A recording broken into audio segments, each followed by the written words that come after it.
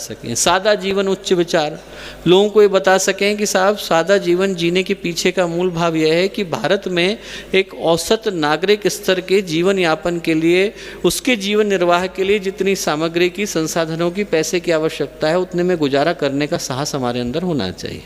आप एक अजीब सी जो मानसिकता लोगों के मन में देखेंगे कि पैसे को दिखाने की, शेखी बघारने की, चीज़ों को अन्यथा लोगों के सामने प्रस्तुत करने की, आदमी की जेब में जरा से भी पैसे नहीं है पर लोगों के सामने ज़्यादा बढ़ा चढ़ा करके प्रस्तुत करने की जो मानसिकता है वो विगत दिनों भारत में बुरी तरह से बढ़ गई। और इस पागलपन का नतीजा है कि आदमी के पास कमाने के लिए 30,000 नहीं होते पर शादी में वो 20-20 लाख रुपए खर्च करना चाहता है। क्यों? हम लोग उनको बड़ा मानते हैं जो शादी में 200 करोड़ अपनी बेटी की शादी में खर्च करते हैं कि साहब वो तो बहुत बड़ा आदमी है। क्यों? उनने अपनी पत्नी, अपनी बच्ची की शादी में 200 करोड़ रुपए खर्च किए थे। जिस देश में 35 करोड़ लोगों को एक वक्त की रोटी नसीब नहीं होती हो, वहाँ पर हम 200 करोड़ रुपए अपनी बेटी की शादी में खर्च करने वाले को बड़ा कैसे मान सकते?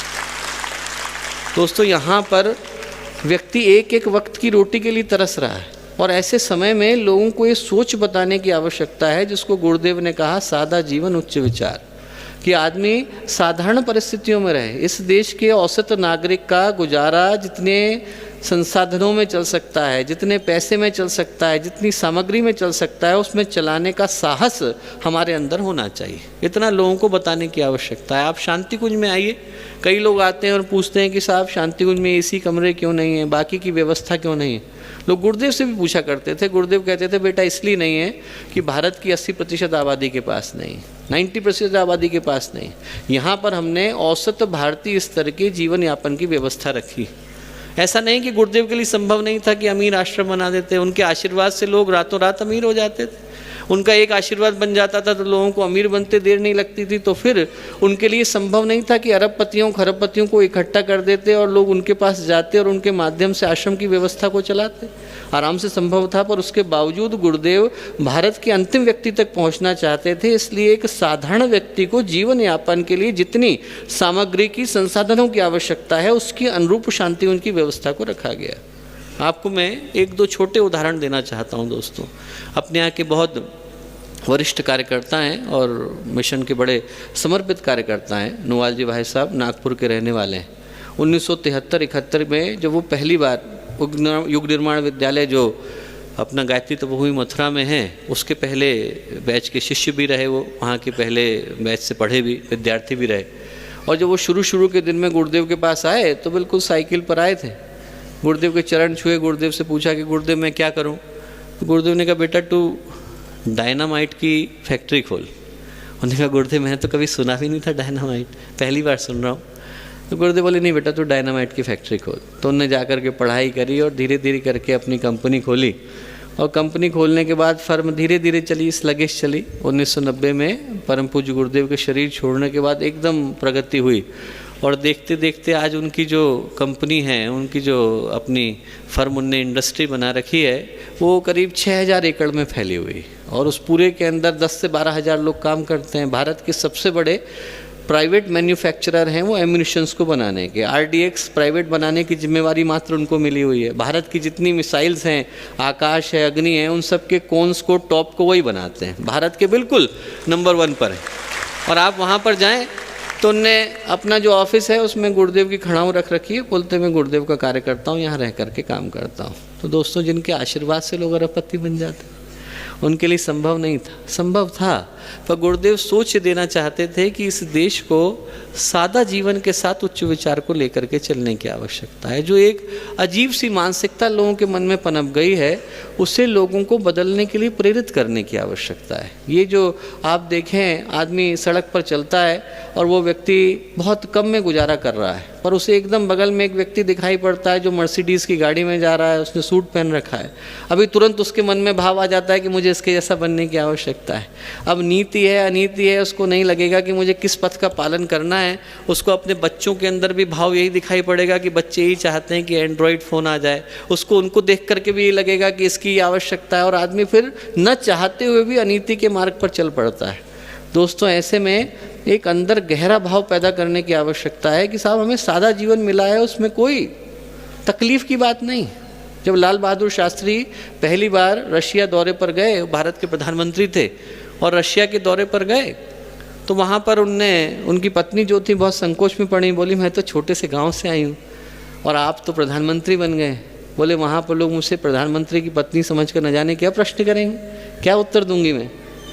लाल बहादुर शास्त्री ने कहा कि आप ये सोच कर ही मत जाओ कि आप प्रधानमंत्री की पत्नी हो, आप ये सोच करके जाओ कि आप लाल बहादुर शास्त्री की पत्नी हो, जो देश का किसान था।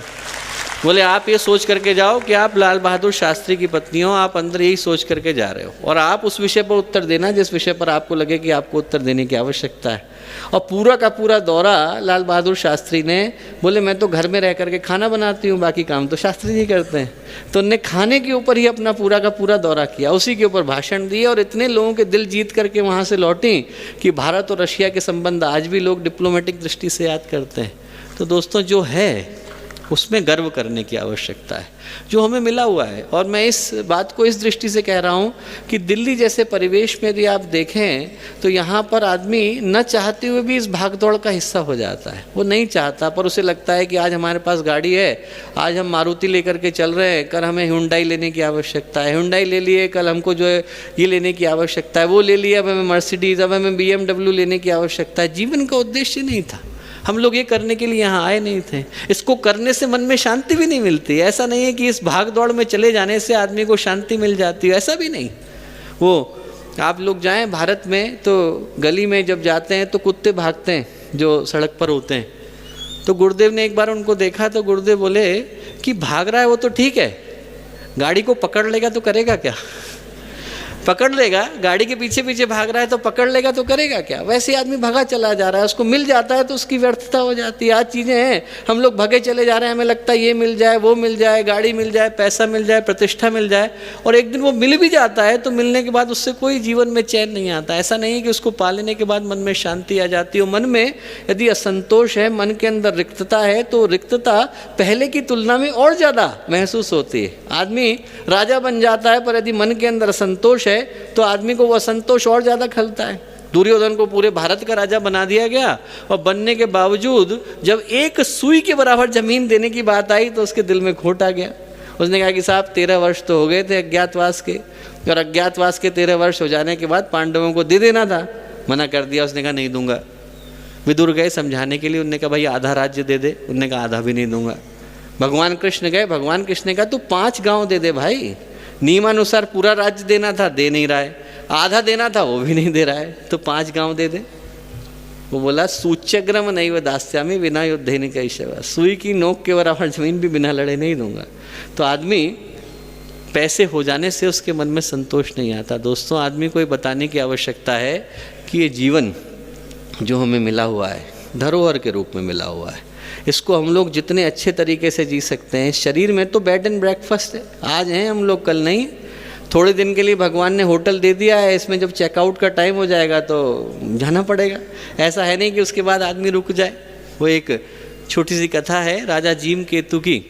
वो जीम केतु बड़े न्यायपरायण राजा थे, बहुत धर्मनिष्ठ थे, और करते करते एक दिन उनके मन में आसक्ति आ गई। अच्छा काम करते थे, करते करते आसक्ति आ गई और राज्य की सारी चीज़ों पर अपना कब्जा समझने लगे। तो भर्तृहरि को बड़ा दुख हुआ। भर्तृहरि ने वैराग्य शतक लिखा था, उनको लगा कि जीम केतु अच्छे राजा थे, कहाँ चले गए, रास्ता भटक करके क्या करने लग गए। तो उनको समझाने के लिए पहुँचे, उनने पागल का भेष धर लिया और पागल का भेष धर के उनके बिस्तर पे जाके सिंहासन पे चढ़ के बैठ गए।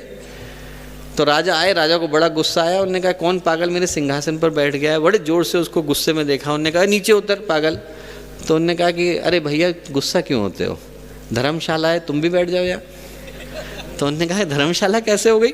बोले मेरा दरबार है, मेरा सिंहासन है, तो इसको धर्मशाला कह रहा है। बोले एक बात बताओ, आपसे पहले कौन यहाँ का राजा था। बोले मेरे पिताजी थे। बोले उससे पहले। बोले मेरे दादाजी थे। बोले उससे पहले। बोले मेरे परदादाजी थे। बोले पर वो अभी तक तो राजा नहीं है ना। बोले नहीं अब नहीं है। बोले जहाँ पर आदमी कुछ दिन आकर के कुछ दिन ठहर के चला जाता है उसे धर्मशाला ही कहते हैं। यहाँ पर आदमी आता है, थोड़े दिन रहता है, थोड़े दिन चला जाता है। बोले धर्मशाला को अपना समझ लेना गलती है। एकदम जीम केतु को भान हुआ कि क्या कर रहा था मैं, उनको तुरंत होश आया। तो दोस्तों सादा जीवन उच्च विचार के पीछे का भाव यही, कहाँ किस दौड़ में आदमी लग गया है, किस व्यर्थ की चीज़ों को पाने के लिए आदमी लग गया है। उसको समझाने की आवश्यकता है कि पैसों से मन की तृप्ति नहीं मिलती, तीसरी समस्या, अपने इस गरीब देश में जहाँ पर आदमी एक वक्त की रोटी के लिए तरसता है, वहाँ पर इस पागलपन की है कि आदमी के पास जेब में 10,000 रुपये नहीं होते पर वो 1 करोड़ दिखाने की लालसा में घूमता फिरता है। उसके मन में ये आ जाता है कि साहब मुझे अभी दिखाने की आवश्यकता है, कैसे करके दिखाने की आवश्यकता है। उधार के पैसों से आदमी अमीरी दिखाने में लगा हुआ है और उन लोगों को प्रसन्न करने के लिए दिखाने में लगा हुआ है जिसको वो पसंद भी नहीं करता।